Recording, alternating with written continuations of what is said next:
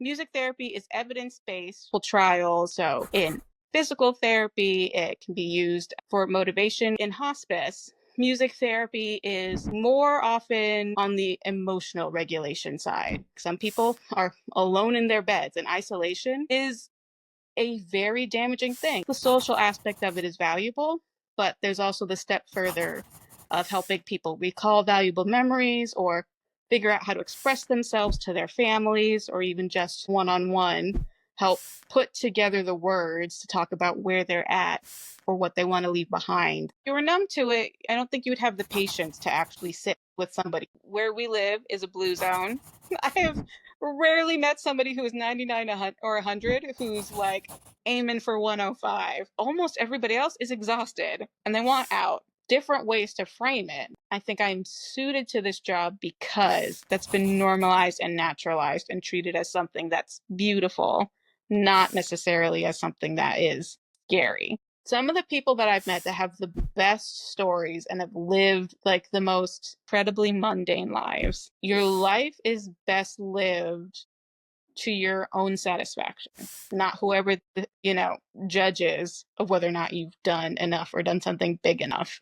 I am going to do a little bit of education just because people truly have no idea what music therapy is. So, music therapy is evidence based, which means it's all based on research and multiple trials and using music to address non musical issues. So, in physical therapy, it can be used for motivation or to help build out the actual trials people are doing to improve. Somebody working on sit to stand might be reaching up and tapping a tambourine over and over again, and the goal is to do it in rhythm. And then the actual musical part of it just helps them do that exercise for longer and more repetitions. In my field, in hospice, music therapy is sometimes physical, more often on the emotional regulation side.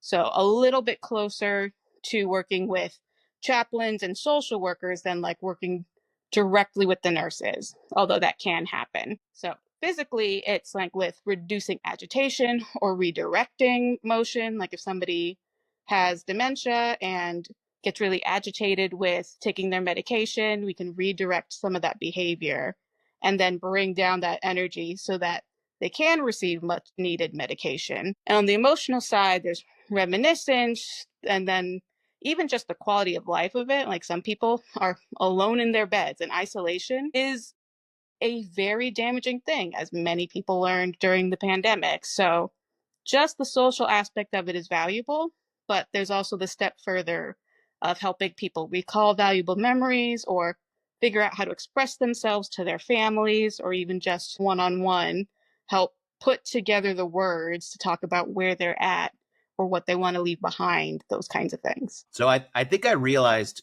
when we talked before that it was you playing an instrument and them sort of, I think I thought it was more emotional, but I didn't realize that there was, an aspect of them playing an instrument also, which is good for mobility, etc. Yeah, funny. You thought it was very emotional, and then our mutual friend thought that it was just instrumental, no talking at all. But it's both. It can be, the answer is like with anything, it can be all of those things. The question is why? What is the reason we're doing that? Because it's never just for its own sake. What is typical for you when you're doing this? In any population that you're working with, each individual is pretty unique. So even within the categories, everybody's still in their own box. But the generalization of day in the life is my day kind of starts at like 8 in the morning and kind of doesn't, mostly because nobody's actually ready to do music at 8 in the morning. That's real early. Nobody wants to do music that early. At least I haven't met that person yet, and I'm sure they're out there. So the desk work part of my job happens then. That's when I'm reviewing emails or doing team meetings about where we're at, what new people are coming in. That's also where I'm getting all the information from the nurses about what they're working on with patients, who needs what medication, who fell, who's having agitation, whose maybe family is having a really hard time working with something, or maybe they don't have any access to additional care. So they are navigating this alone and they don't know how this works or that works, that kind of thing. And all of that helps me build out what other things, even if maybe they're not for me to address, I might just take a closer look at. Because it might be something where I take a closer look at it and like, this is for the social worker to address. But it helps me just see, okay, there's a lot of agitation here. Let me take a look at what the notes the rest of my team have written about their visits and see if there's room for me to come in and help address that issue. And then I start traveling closer to like 9 or so to start making visits throughout the county. From there, I can go up to 5 different locations in a day about. So you have to factor in travel time and all of that. Sometimes I'm going to facilities where I have multiple people in one place. Today I saw 5 people all in the same location. So nurses were joking all day. I'm like, I feel like you haven't left. I'm like, I have not. You've seen me all day. And some days everybody is in their own home or just in different facilities. And that can range from being alone in their house and still being able to manage the majority of their own care, right? They can feed themselves, they can toilet themselves.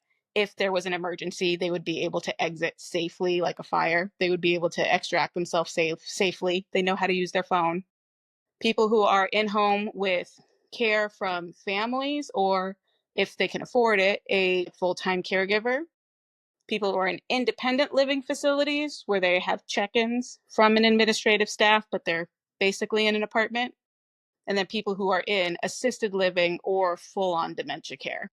And sometimes those can slide from one to the other based on why they moved into assisted living. So, all different kinds of places. You get pretty used to just walking somebody's door and knocking.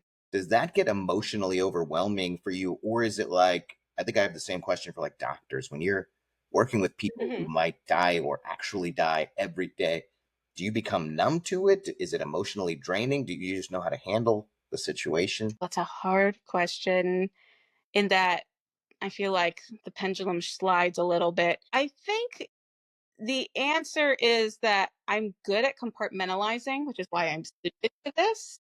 But I'm not numb to it, because if you were numb to it, I don't think you would have the patience to actually sit with somebody. Because in that sense, you hear a lot of the same things over and over again. I think somebody who's numb for it would check out.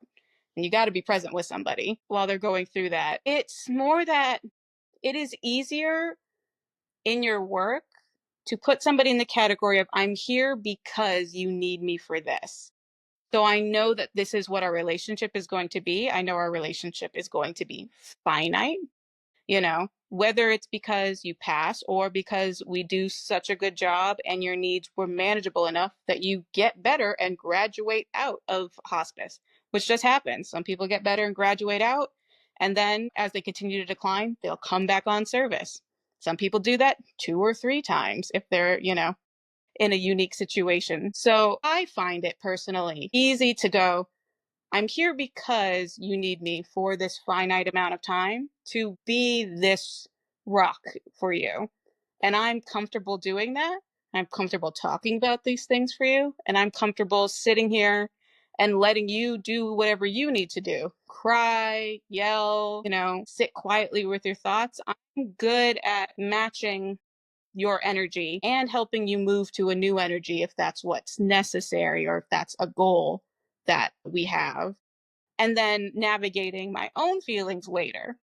I don't often cry when people pass because the point was for them to pass well. So that's a job well done for me. I do miss people sometimes. I worked with incredible people, especially some people just decline slow. So I'm with them every week or every 2 weeks for almost a year sometimes. Of course, I'm going to miss them. But the whole reason I knew them was because of this. So that tends to help me frame it in a way where it's not devastating, because that's the point. And I think I'm just suited to that kind of work. And it's one of those things where just some people are suited to some things, some people are suited to others. Like I could never be a dentist.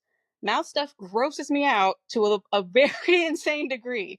But somebody else, no issue with that. They're there to just help make sure that people, don't get heart disease from cavities. a different strokes for different folks kind of deal. Yeah, that's fair. I couldn't be a dentist either, but I also couldn't do what you do.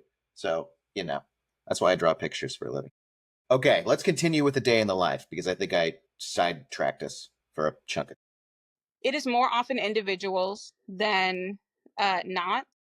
Most of the time, I'm going into somebody's room or, their living room, wherever they are, sitting with them directly. I'll try to sit at eye level. I rarely try to be standing over somebody. And if they are able to converse, then we'll talk a little bit about what we've been working on and what we want to keep working on. If they're a little bit more confused, then we might just talk about how we're doing today, uh, or just get an idea of where we're at. Sometimes that means I talk to the caregivers that are there first, if there are caregivers, about where they're at or what their day has looked like. Because there's all kinds of things that could happen. Oh, they got in a fight with, another resident, so now they're agitated and they're pacing outside, or, they just had a shower, so they're a little bit tired. They might fall asleep, or they haven't been sleeping. They haven't had a bowel movement in 3 days, so they're uncomfortable, all those different things that just kind of help me kind of frame where we're at, what's accomplishable, and what's reasonable to ask of somebody. Because the thing with all music therapy, but certainly I find more here than in past jobs I've had, is it is flexible to the point of almost being unplannable. Like there, you can have your whole idea ready to throw it out at any second and just start over new. I've walked into a room with somebody who has never once expressed an interest or maybe even directly stated they don't like X or Y thing or they don't want to do X or Y thing. And I come in and they go, I miss my husband and I want to let them know I miss them. So we go, okay, so let's do some love songs for them. Let's throw all of this other stuff away. And that's what we're going to do today. And let's talk a little bit about the positive things we remember about them. How did you meet them? How did you know that you were going to marry them? All of those things. What's a funny story you have about them and your children? What would you tell them right now? Assuming, of course, that person is in a good place to do that. If they're in tears, I'm not going to grill them on all of that. But oftentimes that will lead to feeling better, feeling, like I got to express something that I was having a hard time expressing, or I'm surrounded by nurses. They don't have the time, though I'm sure they absolutely wish they did, to sit and process that with me. So it'll be whatever version of that for generally 45 minutes, I would call the median. Sometimes it's 30, sometimes it's 20. I've had people that I came in, we do 3 songs, and they say, that was great, goodbye, and walk away. Like, everybody's different. Some people I sit with regularly for about 2 hours because they have a lot to say, or there's a lot that they want to do, and they're really motivated, and music is the time to address all of that. They're not interested in doing that with a chaplain, or they've maybe declined chaplain or social worker. So this is the space to do that. And so then when that happens, are you like becoming a talk therapist at the same time?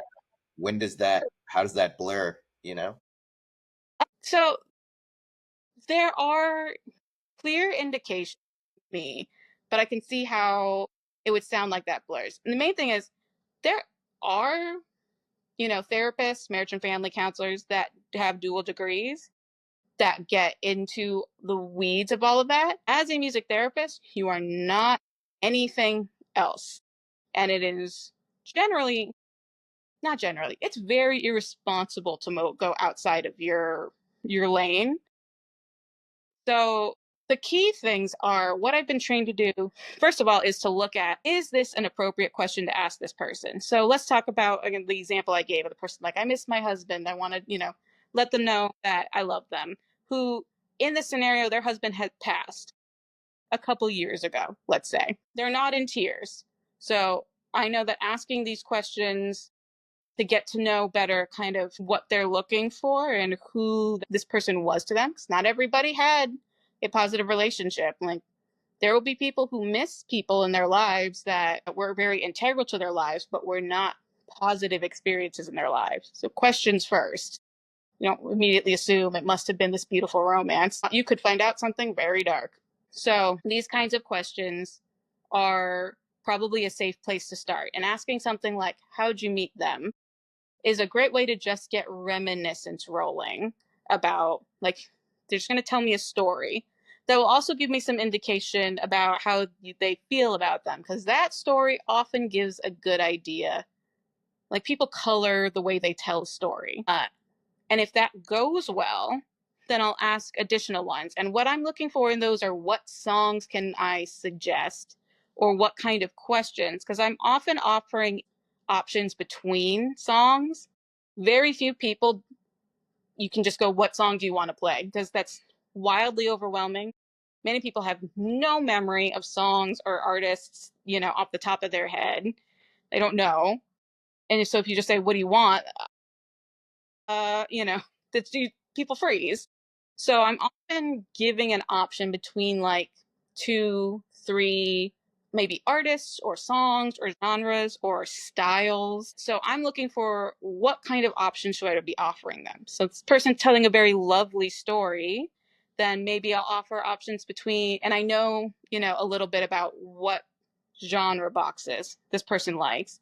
Maybe I'll offer an option between, LOVE, or, Nightingale in Berkeley Square. Or if I have a song that matches the story they told, that's absolutely a suggestion. Years ago, I worked with somebody that told a story about growing up on a farm that perfectly matched a very, very old country song.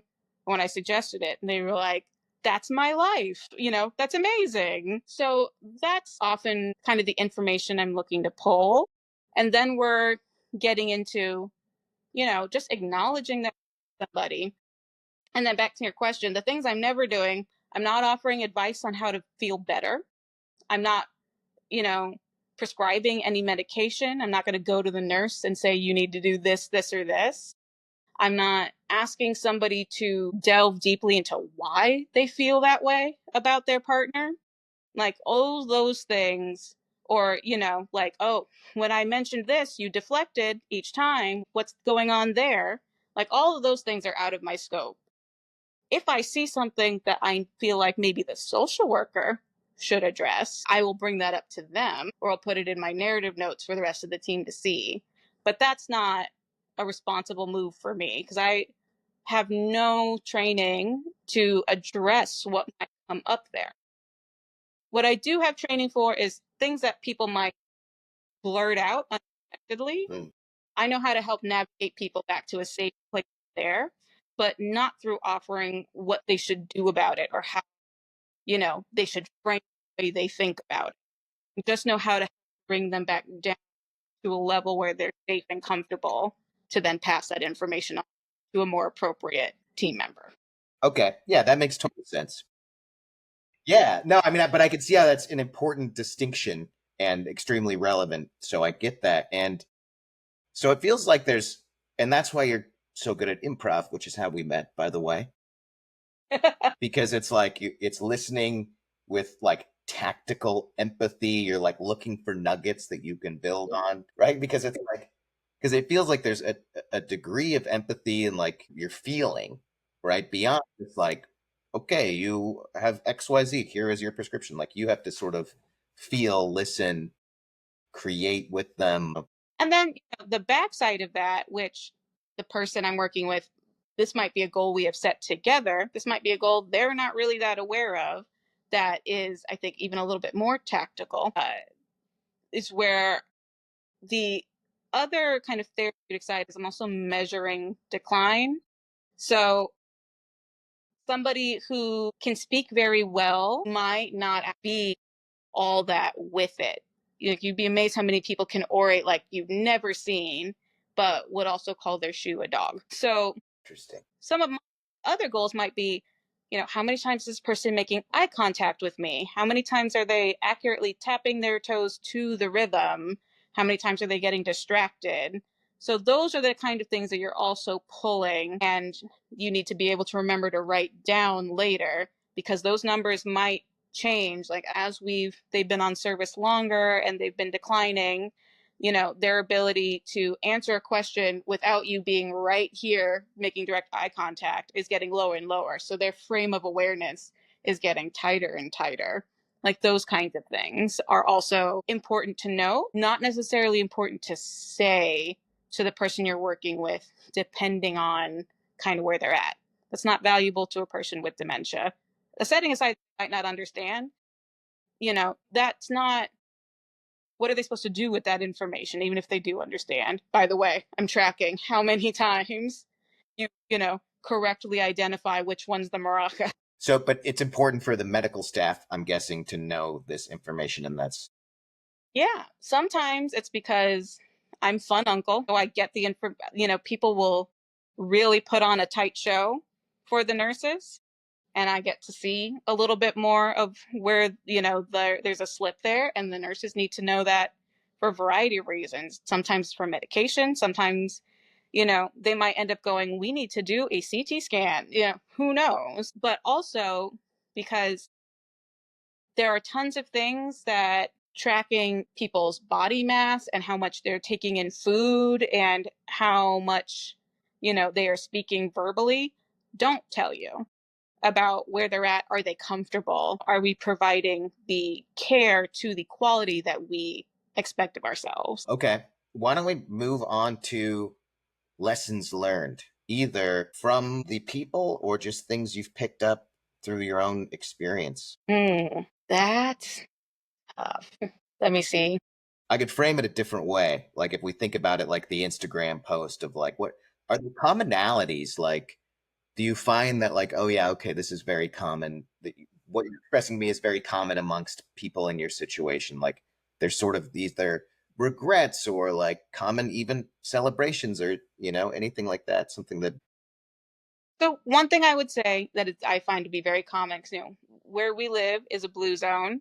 People often live to the age of 100, not constantly, but often enough that it is notable and being tracked on a global scale with other blue zones around the world. And people who are there don't want to be here. I have rarely met somebody who is 99 or 100 who's like aiming for 105. I've met maybe one in multiple years of work really?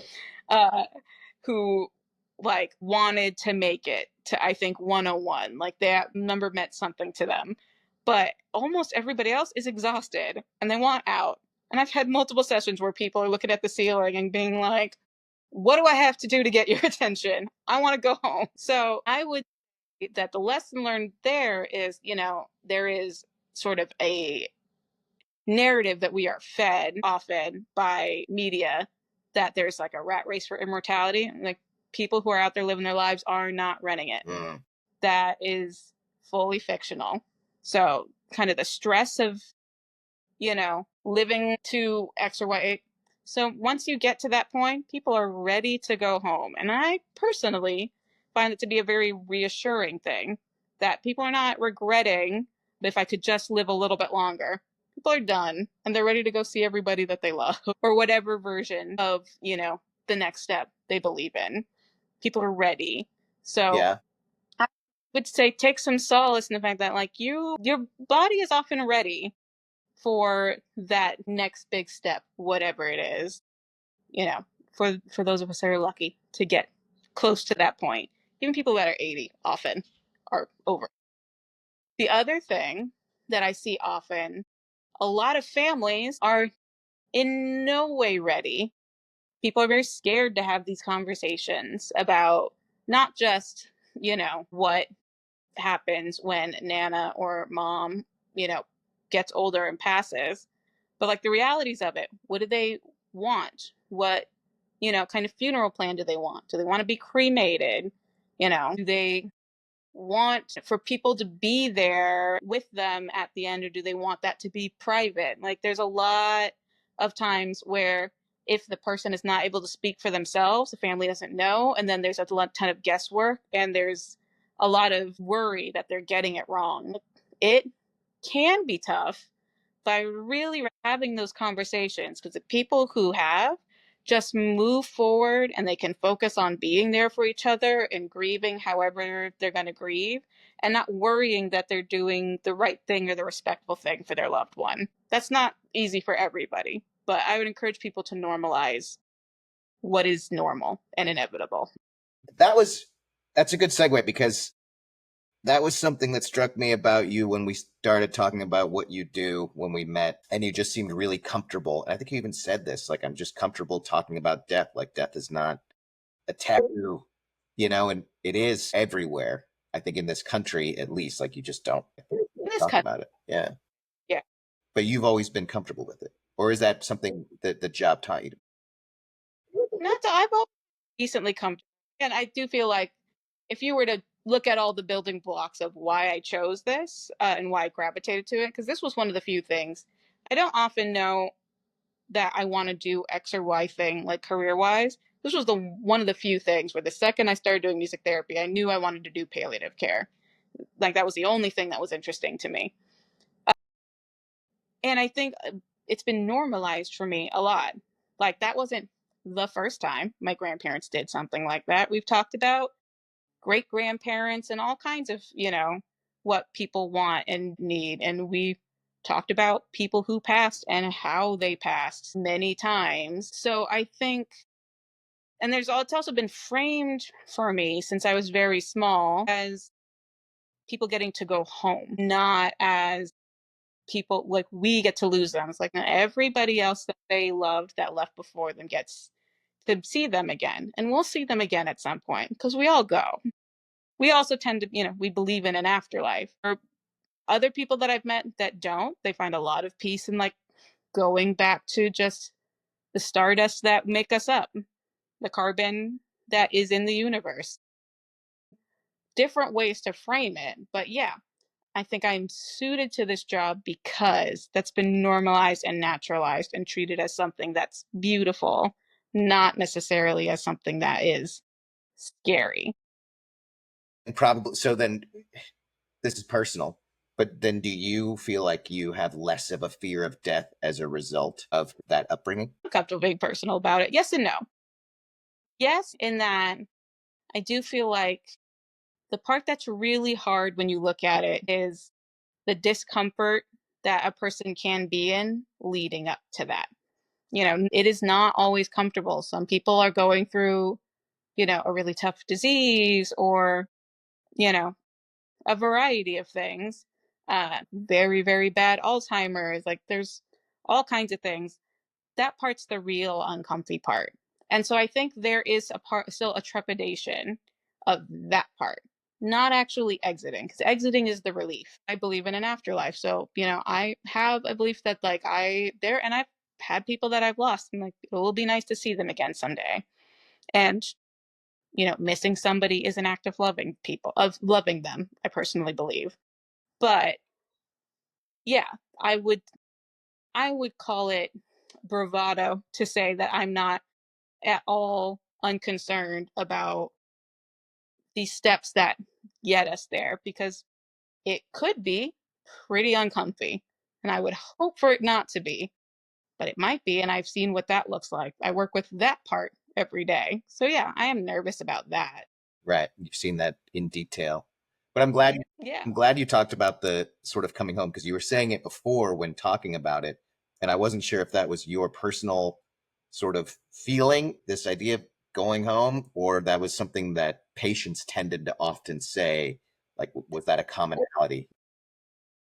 People that get to make it to a pretty advanced age have outlived a lot of people.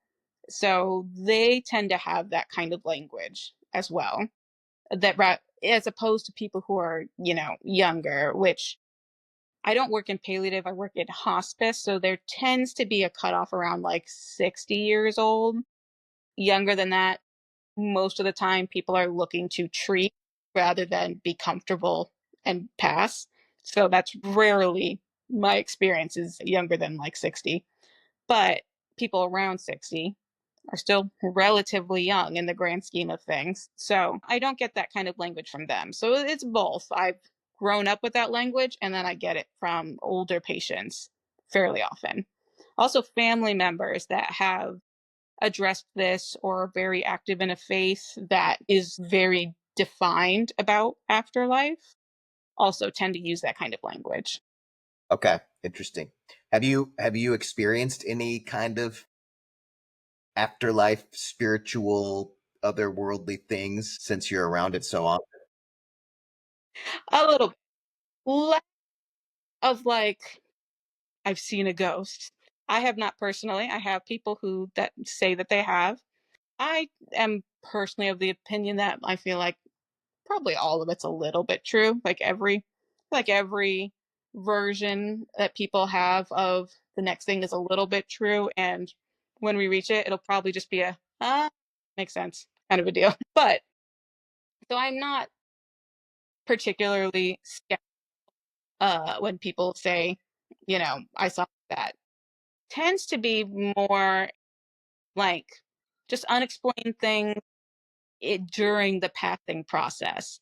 Like there was one facility where while the person was actively exiting, they were talking to a spouse pretty actively and like saying their name.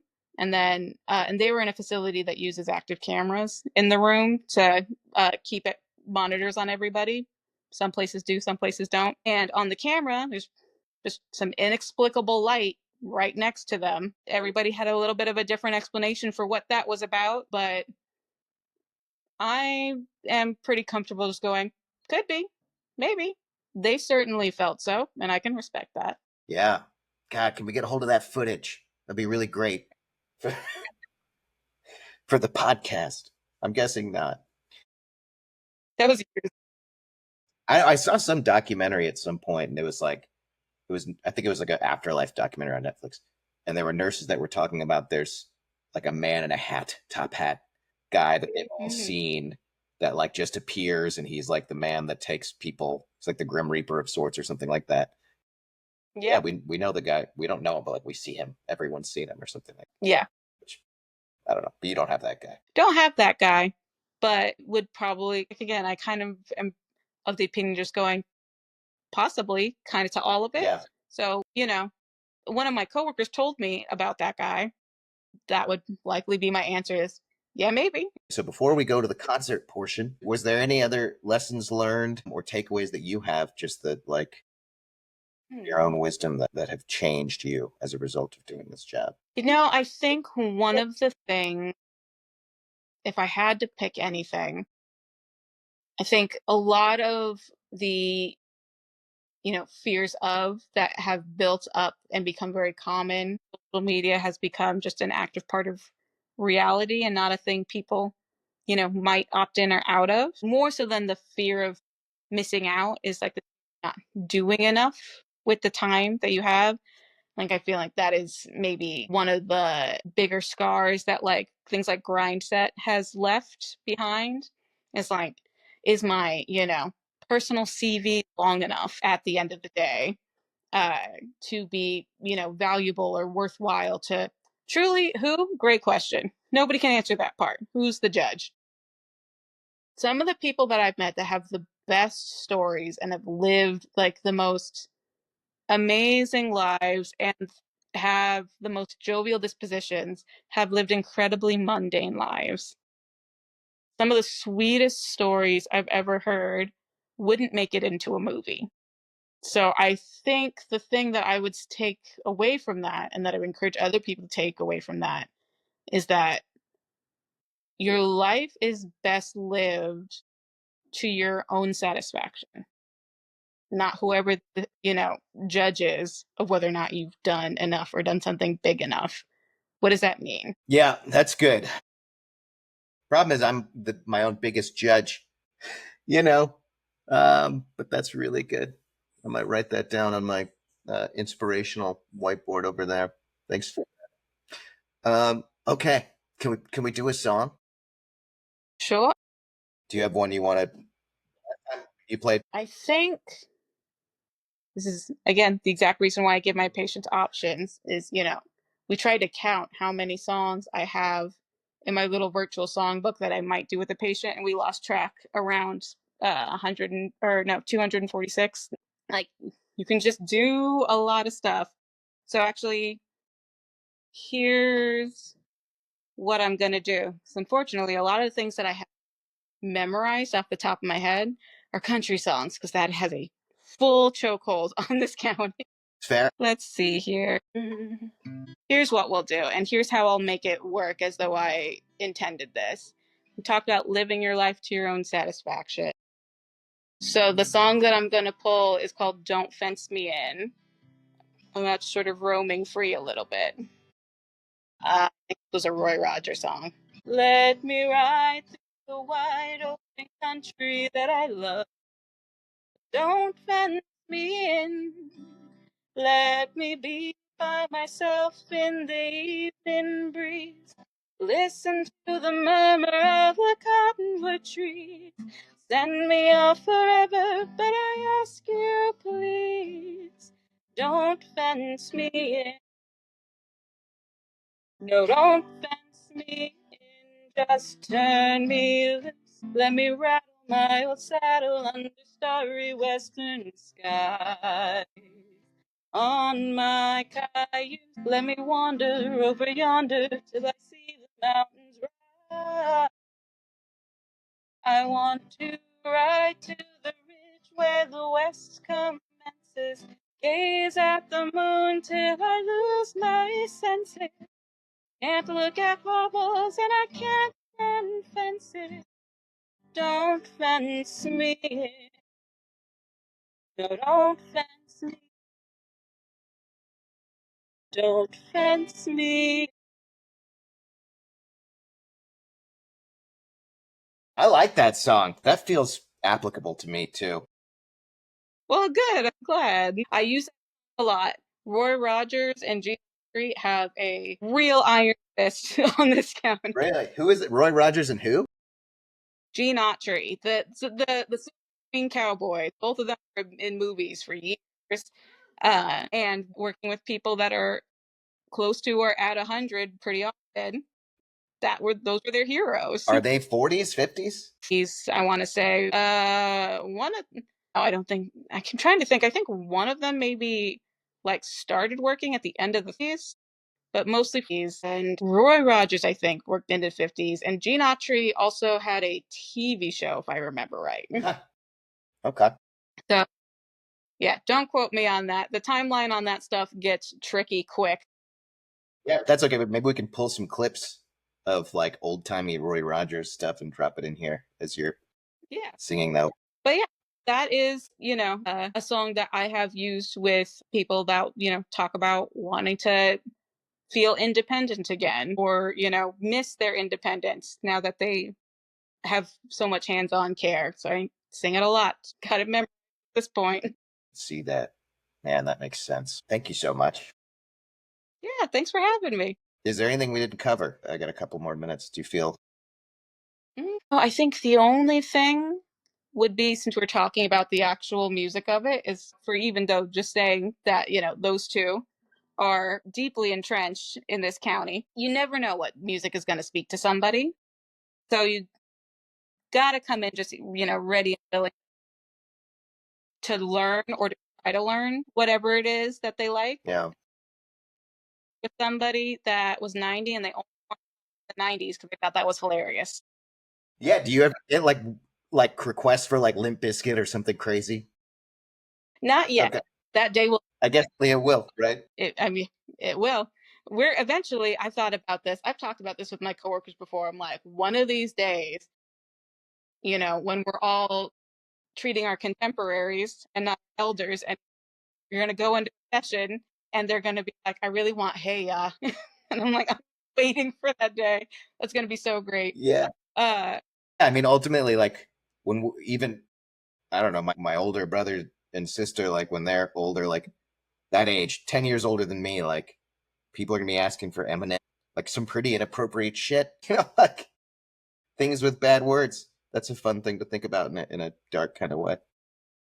I mean, that happens. Older music, not necessarily cleaner, stealthier. So sometimes the question is, do we, one, is this appropriate to sing together? And if it is, how do we navigate it? Because it's not always. There are, well, I mean, speaking of country, there are some country songs that are fully just about having sex. Really? What's like an inappropriate a song that you're like, I can't sing that with you? Trying to remember if it was a Merle Haggard song or if it was somebody else. I think it was a Merle Haggard song, but like the song was truly just euphemisms. And I'm like, there's not anything else here. Yeah. We can't do the song. Yeah. Because there's like absolutely no way. You know, a song that uses like a curse word, hell, damn. I'm like, these are adults. That's fine. And often not that relevant. A song that gets a little intense about, you know, like an emotion like anger or, you know, sadness or happiness, maybe. If it is sexual, most of the time I will throw that song out, especially at the point of the song. And I'm like, there's nothing here that's really appropriate in a this kind of relationship where I out of access to this person's information. I'm under Hippocratic oath. You know, I know their medical records. Like, I have your medical information. No, that's not appropriate. There's nothing for us to talk about that's actually helpful. No way. We're alone in the room together. Yeah. Absolutely. That's not what I'm here for. Yeah, that kind of stuff you leave to the side. But yeah, it's a judgment call every time. And sometimes it shocks you. This was really, maybe we can do it again, but Thank you. thank you.